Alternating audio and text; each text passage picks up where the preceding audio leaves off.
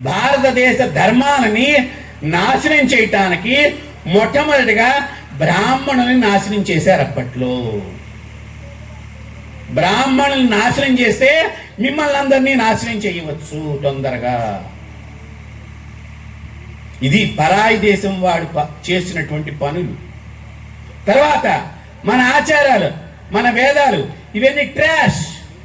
బొట్టు పెట్టుకోక్కర్లేదు, బొట్టు తీసేయండి. గాజులు వేసుకోక్కర్లేదు, గాజులు తీసేయండి. చీరలు కట్టక్కర్లేదు, చీరలు తీసేయండి. ఇక్కడి నుంచి ఇక్కడ దాకా డ్రెస్సులు వచ్చి ఈ రోజున మన పిల్లల్ని పరపురుషుడు, పరాయి పిల్లవాడు, పరమతస్థుడు మన పిల్లల్ని ఎంత ఇదిగా చూస్తున్నా కూడా మన పద్ధతిని ఇంకా మనం మార్చుకోవటం లేదంటే మనం నిజంగా తల్లులమేనా తండ్రులమేనా పిల్లల్ని కన్నవాళ్ళమేనా? ఒక్కసారి ఆలోచన చేయండి అమ్మా.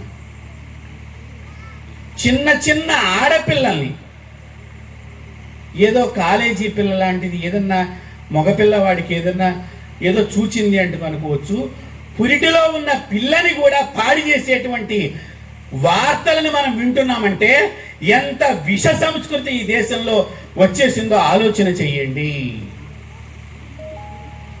యాదేవి సర్వభూతేషు మాతృరూపేణ సంస్థిత నమస్తస్యై నమస్తస్యై నమస్తస్యై నమో నమః.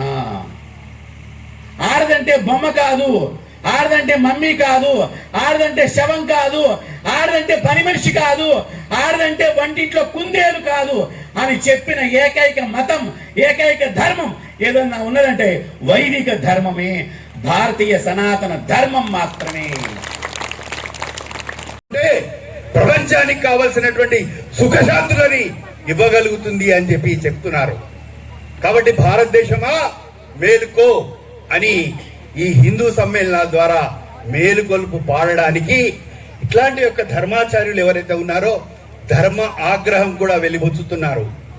నడుం కట్టారు పీఠాధిపతులు, మఠాధిపతులు, సాధువులు, సంతులు. దేని గురించి అండి?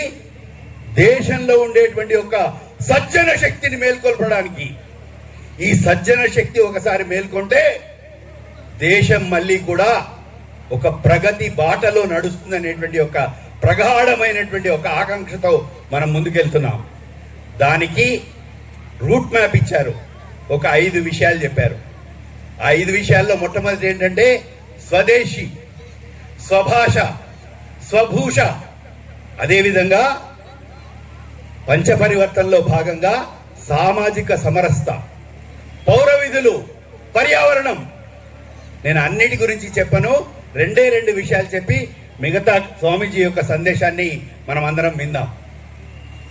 నేను ఒక విషయం అడుగుతున్నానండి. 2 పదాల గురించి నేను